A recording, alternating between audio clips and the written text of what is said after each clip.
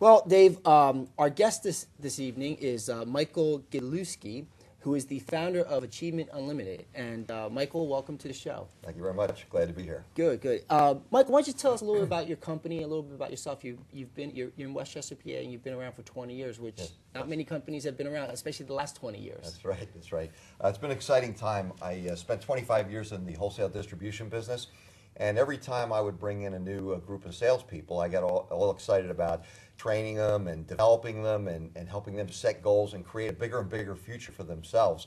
And one day I just decided, you know what, I'm really enjoying this. Is the best part of my job. I'm going to go out on my own. I didn't realize going out on your own was such a gigantic leap. But I did it, and it took me a while to get some traction, get the business off the ground. But I really applied what I teach my clients, creating a vision, the power of goal setting, and here I am today, having a great life. Good. So you focus on institutions and corporations in any particular sector, or is it just really across the board? It's across the board, all sectors, because then you can get a lot of good ideas from a lot of different sectors and cross-pollinate them, and that's also a lot of fun. Fantastic. Yeah, yeah. Give us a little overview on the process. I mean, what's involved when you engage a client? Well, the first thing we do is really look at where they're at. I mean, where they want to go.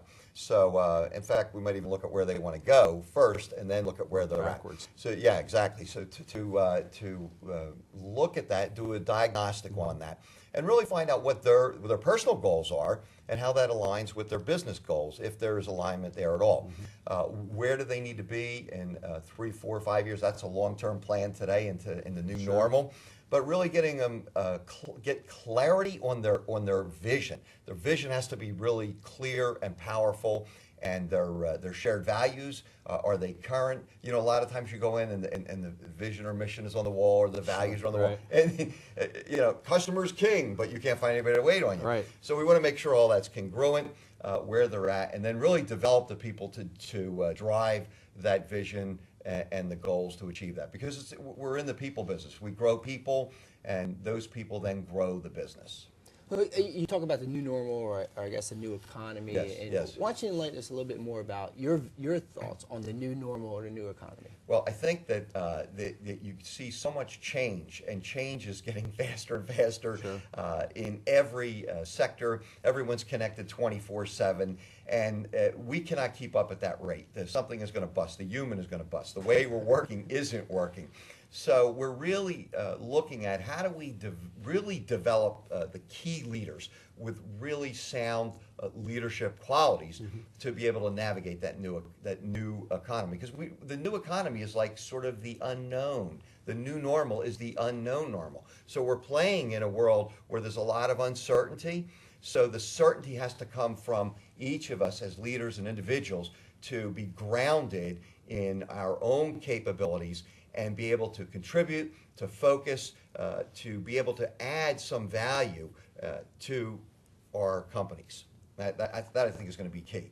And if we're okay, if we're solid, if we're rock solid, then our futures are going to be rock solid. What are some of the biggest hurdles you see in helping businesses, in developing that team? Oh my goodness. That might take forever, huh? A lack of clarity in direction, lack of clarity in goals, priorities changing, rear view management, looking backwards all the time. I call it bumper car management. We're going this way today, that way tomorrow. A lot of change. Leadership fad books that are great. There's a lot of great leadership books out there, but there's a lot of fads. And so somebody picks up a fad and, we're going to do leadership by this fad or that fad or that fad.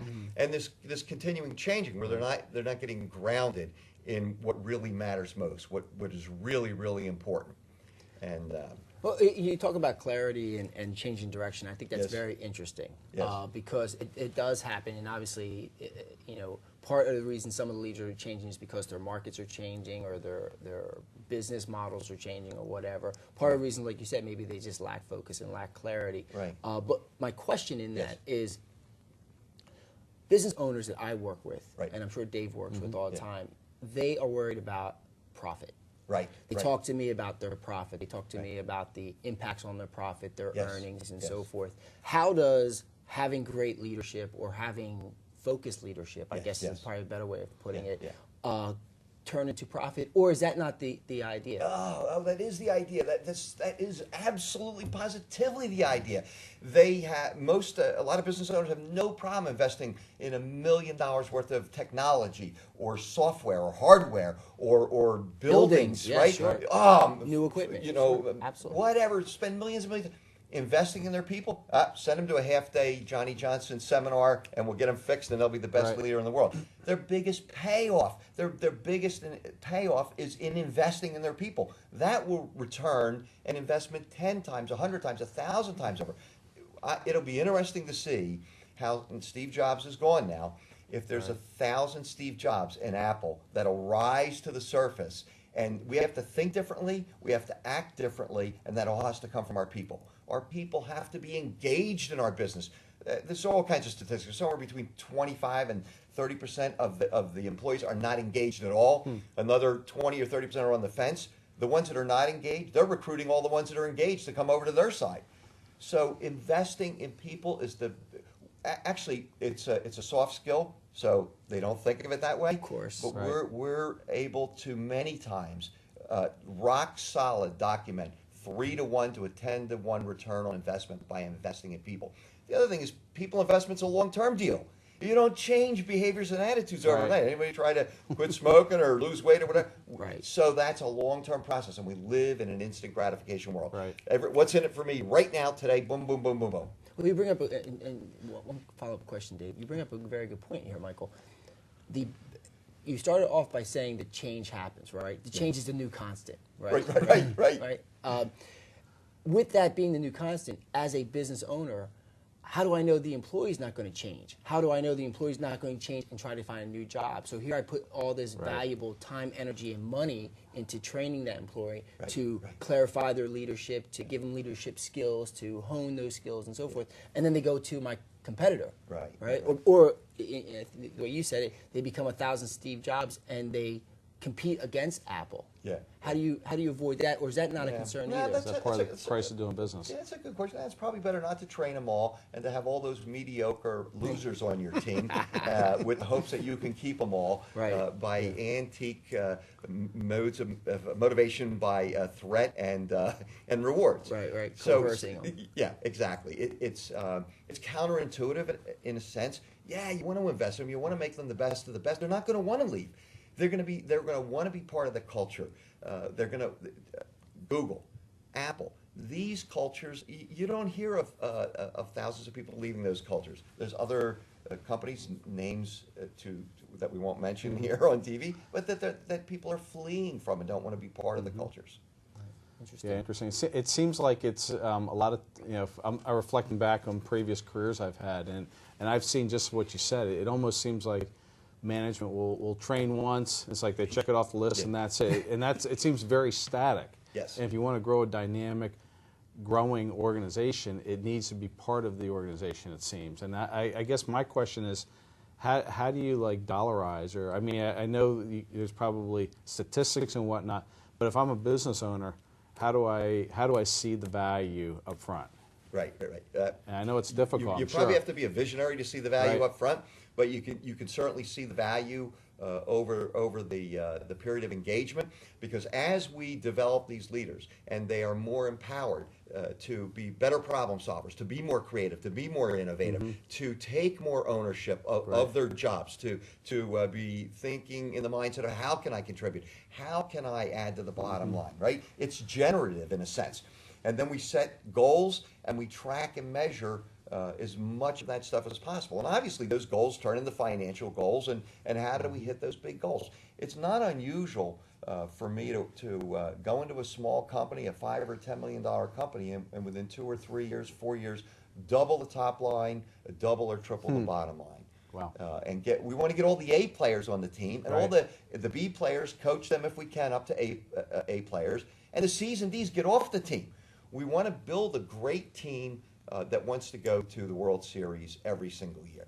So, is this? Obviously, we all take our cues from our history and whatever we've read and experienced and so forth. It sounds a lot like Jim Collins' Good to Great, right? Yes, Get the right people on the bus, get them in the right seats. Is it something along that line? Like, is that how you're putting this together? So you go in, evaluate the why don't you tell me how you do? How about that? Right, I'm telling you how to turn do. around. Yeah. It's a great. I love Jim Collins because I think he's done a tremendous amount of research, and he's really proven in many cases. And even when he did Good to Great, and then right after that, some of those great companies failed. Yes. He went back and started some more research. Why did they fail? Right. But when you get the right people on the bus, job match, job fit. I can't tell you how many companies we walked into and we start doing assessments and stuff. We say, what's this person doing in this job? Oh, they're doing very bad in that job. I said, I can probably see that from the assessment. And then we move them into this job and they flourish because it's job match, job fit. Right. If you love what you do, it's not work anymore. Right. It's fun. It's play.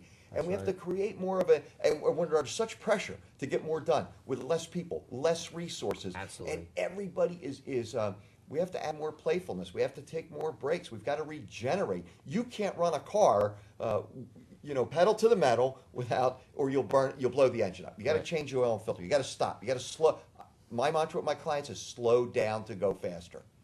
Slow down to go faster. Make sure we're really getting to where we want to go, and everybody is on that. And everybody's in alignment to get it there. What are a couple of the power strategies of getting employees really engaged? Well, first of all, is the mission, and the vision. I mean, really have a mission and a vision that everyone is excited about, that they want to be at this organization because of that vision, because we're doing something really, really great, and we want to be on that bandwagon, right? So when you say mission, are you talking a mission statement, or are you talking 5 guys go in the back room, come out with a mission statement or the mission of the company, or collectively as a group you come up with a mission? How do we come up with the mission? Collectively as a group. Obviously, that starts from the leadership team, but we've got to take that from that leadership team, from that strategic plan, and move it out into the entire organization so everybody has buy-in. If everyone contributes, then their buy-in is going to be way greater.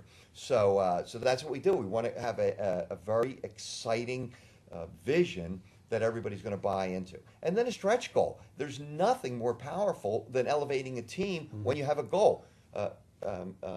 Apollo 13. Yes. Right.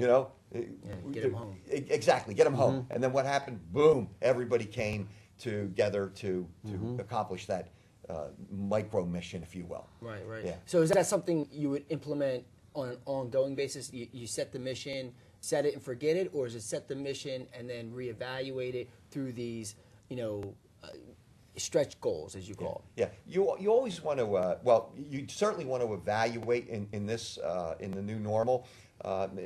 Maybe not every year, maybe every 3 to 5, but your values, your shared values should be rock solid. Those values should be the values that this company is built on and stands on. And then the vision, is the vision changing, okay? Because if we're the best LP record maker in the world and LPs disappear, or we were talking earlier about Kodak film, film business sort of disappears. So we want to look at it that way. Getting people engaged by letting them do their job, giving them some power, giving them some personal power to make decisions, letting them be part of not only the goal setting, the whole goal achievement process. Everybody thinks you just set a goal and you write it out, boom, that's our goal. That's what a lot of people do. They write on a 3x5 card, put it in the back pocket, and it becomes a big pain in their butt. Right. There's a process to that. There's a 12-step process. You go through that whole process, get your employees involved, and then you watch the creativity come out of those. Now they're buying it. Now it's their goal. Right. It's like, hey guys, what are we going to do in 2015? This is where we are. This is where we want to go. How are we going to get there? And the ideas that generate out of the employees is phenomenal. And I find it all the time. It's like, we got a problem here. And I go back and talk to somebody in the warehouse. Nobody ever asked me about the problem. Yeah, the problem's easy to fix, dude. It's done, it's fixed. Right, because they're closer to the action. To the Right, action. exactly. They see it, and they've been thinking probably about it. If we just did this, we would do it better. Yeah. So what's the hurdle? Why is there always that disconnect, or it doesn't? Not always, but there seems to be a disconnect between management and actual execution of the job. Well, it depends on leadership team, owners, management. As human beings, we are built to be in denial. Yeah, I'm not really that overweight. I only smoke 1 pack of cigarettes a day. I mean, that's not probably going to kill me. So we are in great denial. Or a lot of these folks are geniuses in what they've created or discovered, but emotional intelligence, they have zero or very little. Right. In fact, current research is showing that the top CEOs at Fortune 500 companies, like 25% at best, have emotional intelligence. So they're unaware of their own skills, and that's where the leadership building comes in. Interesting. So expound on that emotional intelligence. So how would one describe emotional intelligence? The first thing is self-awareness. Clearly, they're intelligent. Right. Yeah. Oh, Right. yeah. Oh, Right. yes. They're- Absolutely. they're- They might be geniuses. They created this thing, and then then there's this drive. But this drive sometimes it's like a double-edged sword. All of our strengths. The other side of that is our weakness. Okay. So they're a driver. They're goal-directed. They're going, but they're missing the people part of that. They might be, and they're not aware themselves that people have different styles. Introverts, extroverts. If you're familiar with the DISC model, DEISs and Cs. We have to talk to them all differently. Right. Well, the high D, who's the driver, is typically running these companies, is like, bottom line, right to the point, bullet, talks in bullets, bullet, boom, done, next. Go on. And the folks are like, you didn't ask me about my family. You didn't ask how my kid in the hospital was doing. You don't care about me. And a lot of times they do. They don't know how to show it. Right. They're not aware of their own strengths and weaknesses. So when you come into a company and you start working with them, and they start implementing some of these strategies and whatnot, how do you maintain that momentum moving forward? How do you continue that exponential momentum and positive growth moving forward? Because all of our development of people is a process. It's not a one-time event. So we're in there month after month after month, developing. And at some point, we can exit out of there. But that's where we get the momentum. And initially, you got minus momentum because everybody's like, we're too busy to do this. We're stressed out already. Now you want to take us off the line, out of our offices, but we do it. I found even because I've been through every kind of program out there. I'm a lifelong learner, and I'll go to a 3-day retreat, a week retreat, in courses all the time, reading 50 books a year. I'm always learning. And it's the process that builds, and the momentum builds. And once that momentum builds, a body in motion tends to stay in motion. Of course. And just to start out with, we're pulling against the status quo, which is a gravitational pull pulling us back, and our own psychological gravitational pull to remain the same because we know the same. Right. We don't know the zone. future. Right. The uncertainty. Michael, that's it's interesting. Again, you're a visionary in the fact that you're talking about the human asset versus the real assets that most CEOs and CFOs deal with. And clearly, Achievement Unlimited being around for 19 years or 20 years has been a success, and I'm sure it will continue to be a success. But it's just very interesting that you have all these components and you're putting them all together. But unfortunately, we're run out of time. So we're going to have you come back to ask some additional questions, and that sounds good to me. Excellent. But our next week's guest is Mark Manta, who is an employment lawyer, and Mark will be here discussing employment law, which is perfect timing because people are unemployed and looking for jobs. Until then, we'll see you with Dave and myself. Your money matters.